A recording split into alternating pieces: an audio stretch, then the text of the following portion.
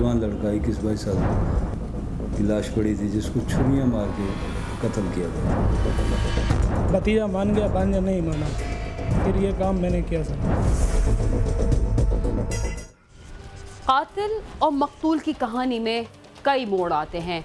गिरफ्तारी से पहले कातिल के बयानात बिल्कुल मुख्तलिफ होते हैं और गिरफ्तार होने के बाद उसकी नौयत बदल जाती है। अगर कातिल और मकतूल आपस में रिश्तेदार हों तो मामला कई रंग बदलता है।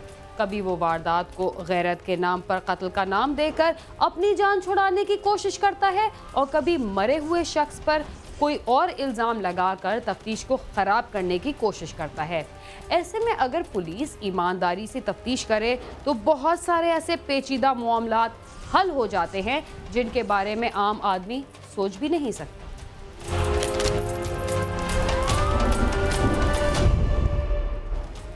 वो एक नौजवान लड़के को घर से कराची की सैर करवाने ले निकला, मगर किसी शॉपिंग मॉल के बजाय एक जंगल नुमा इलाके में ले गया। आखिर वो क्या चाहता था? वहाँ तो सिवाय झाड़ियों और चट्टानों के और कुछ भी नहीं था। और हाँ, उसने रास्ते में किसी खाने पीने की चीज़ के बजाय एक तेज धार छुरी भी तो खरीद ली थी। आखिर उसका मकसद क्या था? क्या वो इस लड़के को कत्ल करना चाहता था या कोई सबक सिखाना चाहता था?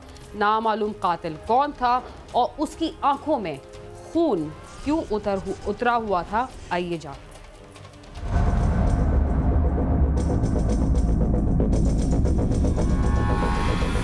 कराची में कभी जंगल थे, मगर अब ये इंसानों का जंगल है। इसके बावजूद कराची के कुछ वीरान इलाके आज भी जंगल का समा पेश करते हैं।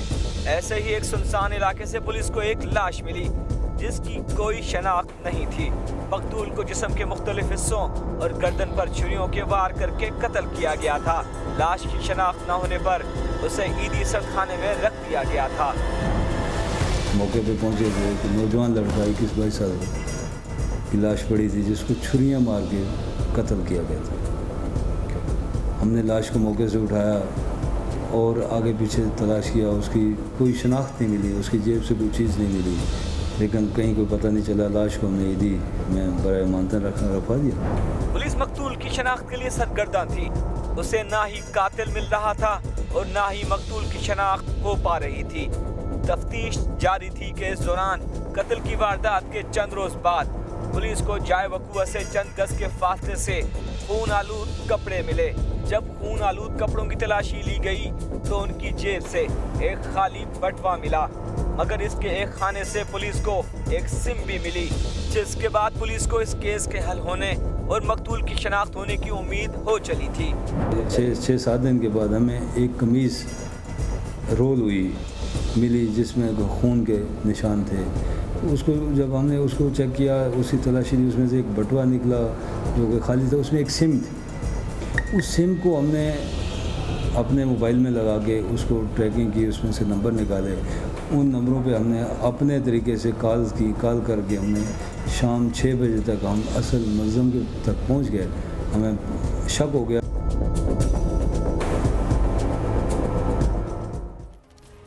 पुलिस को इस अंधे कत्ल की वारदात का एक सिरा हाथ लगा और फिर चंद घंटों बाद ही मकतूल की शनाख्त के साथ मुजरिम भी कानून के शिकंजे में पहुंच गया।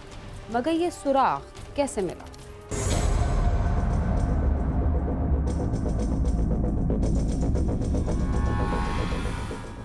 और फिर पुलिस को मालूम हुआ कि मज़कूरा सिम मोहम्मद मुकीम नामी शख्स के नाम पर थी। पुलिस ने सिम की मजीद तफसीलात मालूम की तो ये बात सामने आई कि सिम मकतूल के नाम पर थी और मकतूल की थी। कातिलों ने मकतूल को कत्ल करने के बाद उसकी जेब से सब कुछ निकाल कर फेंक दिया था और इसका बटवा भी तलाशी के बाद खाली समझकर फेंक दिया था, लेकिन सिम उसी पर्स में रह गई और इसी सिम की मदद से मकतूल की शनाख्त मुमकिन हुई। और चंद घंटों बाद ही सुखन पुलिस ने शाह फैसल कॉलोनी के इलाके में छापा मारकर रईस नामी मुलजिम को गिरफ्तार कर लिया। इससे हमारी फ़ोन पे बात हुई, इसने कहा कि हाँ हमारा एक बंदा मिसप्लेस है, इस तरह करके हमने इससे मालूमात की कि तुम कहाँ रहते हो। इसने कहा मैं शाह फैसल में रहता हूँ। हम इसके तक पहुँचे और इसको जब उठा के हम इसको तफ्तीश की तो इसने बता दिया कि कि हाँ मैंने इसका मर्डर किया है। जेब से तो एक पर्स निकला था, उसमें सिम थी, मोबाइल वो घर पे छोड़ के आ गया था उधर, मोबाइल मेरे पास नहीं है, वो भी मैंने उधर ही फेंक दी थी, सिम भी, मोबाइल भी, उसका वॉलेट भी। मैंने उसको चेक नहीं किया क्या कुछ है उसमें क्या कुछ नहीं है, मैंने ऐसे फेंक दिया। मैं नहाया धोया, इधर आके मैंने एक सूट लिया, 200 रुपये का सूट लिया था, यकीन था पकड़ा जाऊंगा। अगर मुझे यकीन नहीं होता तो शायद मैं भागने की कोशिश करता, क्योंकि 6-7 दिन बाद मुझे पकड़ा गया। पुलिस के मुताबिक मकतूल मुकीम मुल्जिम रईस का भांजा था और औरंगी टाउन का रिहायशी था। मुल्जिम ने उसे साथ घुमाने के बहाने से बुलवाया था और सुखन के सुनसान इलाके में ले जाकर कत्ल कर दिया, जिसके बाद मुल्जिम वहां से फरार हो गया। ताहम 1 हफ्ते बाद ही पुलिस की मेहनत रंग लाई और मुल्जिम कानून की गिरफ्त में आ ही गया। ये आपस में रिश्तेदार हैं, ये मामा भांजा भी कहलाते हैं। जो मकतूल है वो मारने वाले की रईस की भाभी पे आशिक था। मुल्जिम जो है ये यहाँ भैंस कॉलोनी में दूध की गाड़ी से चलाता रहा है, इसको एरिया पता है सारे कि कौन सा रास्ता किधर से जाता है और कौन सा जंगल में। जैसे ही शाम हुई तो इसने वहाँ ले जाके उसको बातों में लगा के छुरी का वार करके मार दिया। इसने जब देखा मारने के बाद कि मेरी कमीज़ के ऊपर जो है ये दाग लगे हैं खून के, इसने अपनी कमीज़ उतारी और इसको याद नहीं रहा कि जो सिम थी वो मैंने इसी जेब में है, ये सिम निकालना भूल गया बटुआ, इसने वही रोल करके थोड़े फासले पे फेंक दी, जो बाद में हमें मिली और उससे हमें एक केस कम जो ब्लाइंड मर्डर था वो ट्रेस हुआ। प्लानिंग सर जब हालात देखे तो मैंने बोला कि अभी काम ख़राब हो रहा है सर। उसको मैं यहाँ ले गया घूमने फिराने के चक्कर में, तो यहाँ ला के मैंने उसको मारा था सर। कहाँ ले जाकर मारा? शेरियार टाउन में सर। आखिर ऐसा क्या हुआ कि भांजा मामू के हाथों कत्ल हो गया? वजह तनाज़ा क्या बरी और मुल्जिम ने मुकीम को कत्ल करने के मंसूबे पर कैसे अमल किया?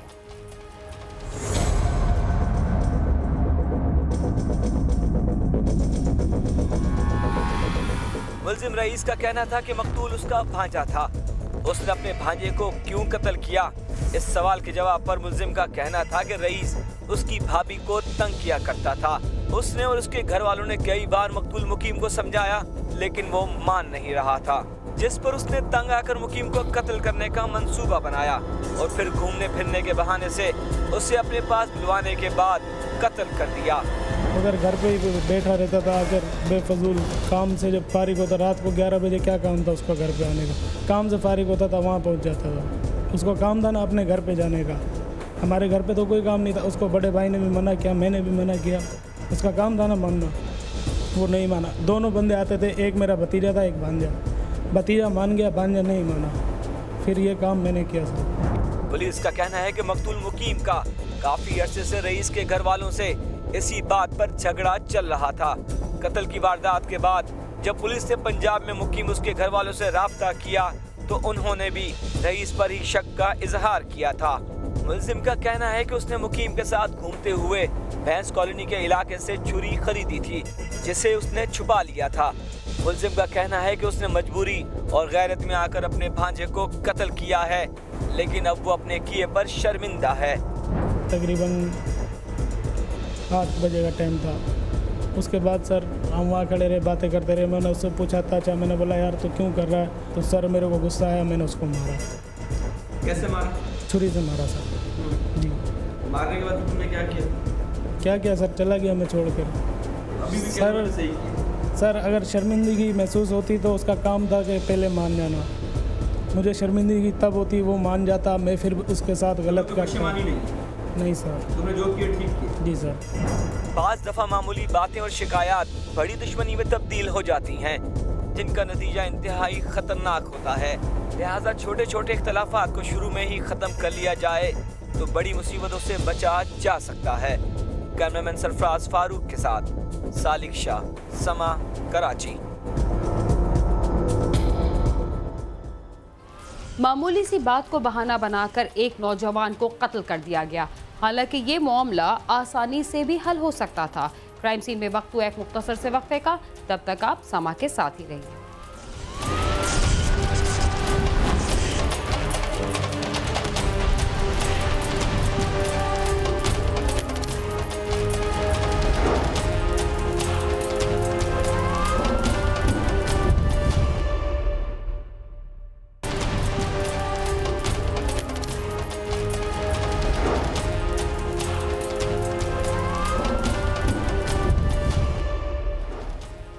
प्रोग्राम क्राइम सीन में एक बार फिर खुशामदीद। कहते हैं कि जुर्म कभी नहीं छुपता, जल्द या बदैर मुलजिम कानून की गिरफ्त में आ ही जाता है।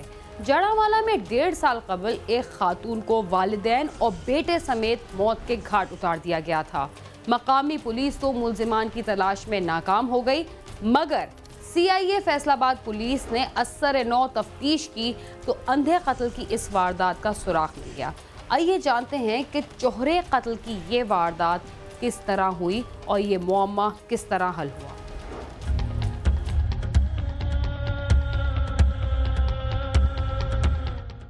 फैसलाबाद की तहसील जड़ावाला के चक नंबर 273 का रिहायशी मोहम्मद यकूब जिम्मेदारी करता है। उसकी बहन हनीफा बीबी भी अपने बच्चों के हमरा यकूब के पास ही रहती थी। 15 जून 2014 की रात सब घर वाले सो गए। यकूब का वालिद बशीर अहमद, वालदा सरदारा बीबी, बहन हनीफा बीबी और भांजा मोहम्मद अमीन घर के सहन में सो रहे थे। सुबह घर वाले बेदार हुए तो देखा कि चारों मुर्दा पड़े थे और उनके गले में रस्सी के फंदे थे। मैं सुबह टाइम आया, मैं आन के वेख्या 4 कत्ल हुए पे।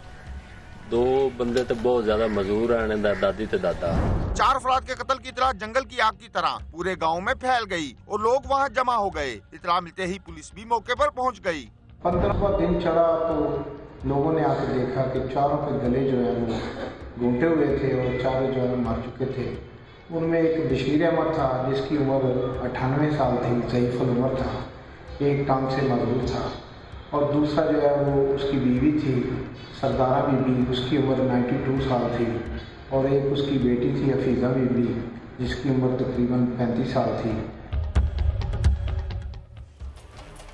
चोहरे कत्ल की तफ्तीश के सिलसिले में पुलिस ने गांव के तकरीबन हर घर से किसी न किसी को हिरासत में लिया, मगर नतीजा क्या निकला, आइए जानते हैं।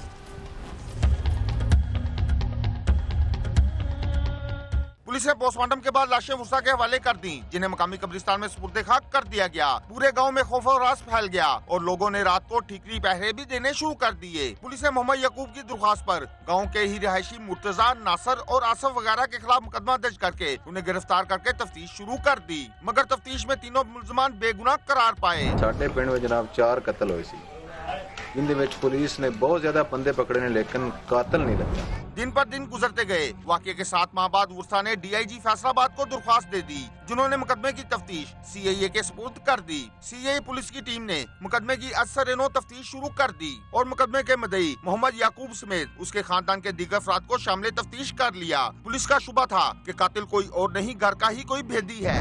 मुझे 2014 के आखिर में इसकी मुझे फर्स्ट तब्दीली तफ्तीश मिली, जो मैंने इसमें तमाम शवाहद इकट्ठे किए और मैंने तफ्तीश की, जो मैंने अपने साथ असगर SI समुद्री को अपना हिस्सा बनाकर साथ हम दोनों ने इसकी तफ्तीश करनी शुरू कर दी।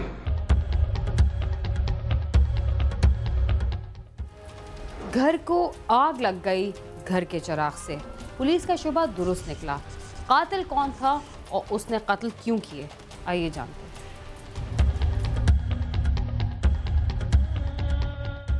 पुलिस ने तफ्तीश करते हुए बिलाखिर यकूब के भतीजे मोहम्मद शेर उर्फ शेरा को मशकूक समझते हुए थाने तलब किया, तो वो बारहा बुलाने पर भी न आया, जिस पर पुलिस ने उसे शरपुर शरीफ में छापा मारकर गिरफ्तार करके तफ्तीश की तो उसने चारों अफराद के कत्ल का इतराफ कर लिया। जो कातिल था वो इन मुद्दइयों के साथ साथ ही फिरता रहा और इनका अपना भतीजा था, उसने ये कत्ल किए, जिसको हमने ट्रेस किया और पकड़ा और उससे इंटरोगेशन की। उससे पहले जो है उसने हफीज़ा बीबी को गले में डाल के उसका गला दबाया, फिर उसके बेटे जिसकी उम्र 10-11 साल थी उसका गला दबा दिया। इसी तरह फिर जो ज़ईफ़ दादा और दादी थे उनके गले दबाकर उस जालिम और सफाक शख्स ने 4 अशखास को कत्ल कर दिया।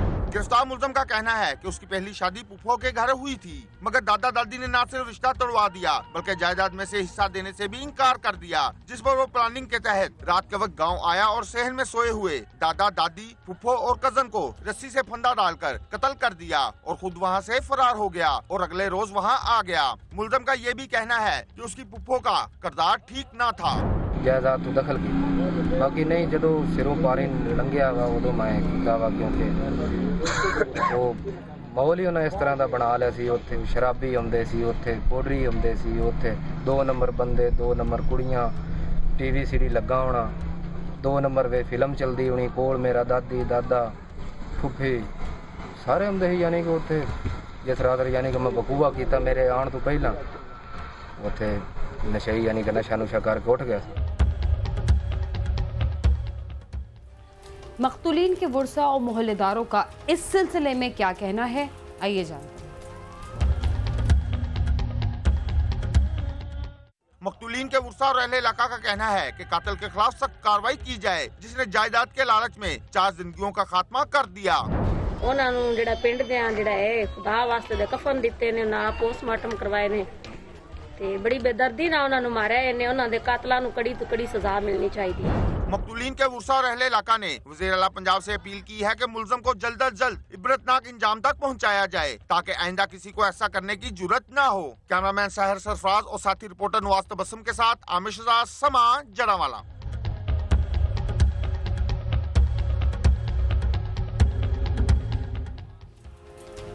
जमीन और जायदाद की खातिर लोगों को कत्ल करने वाले ये बात क्यों भूल जाते हैं कि जमीन का मालिक कोई एक शख्स नहीं होता, बल्कि कुछ अरसे बाद वो उसकी मिल्कियत छोड़कर हमेशा के लिए इस दुनिया से चला जाता है। इसके साथ ही क्राइम सीन अपने इख्तिताम को पहुंचता है। अगर आप हमसे रब्ता करना चाहते हैं तो हमारा पता है cs@sama.tv। इसके अलावा फेसबुक और ट्विटर पर भी हमसे रब्ता कर सकते हैं। बीना खान और क्राइम सीन की टीम को इजाज़त दीजिए और देखते रहिए समा।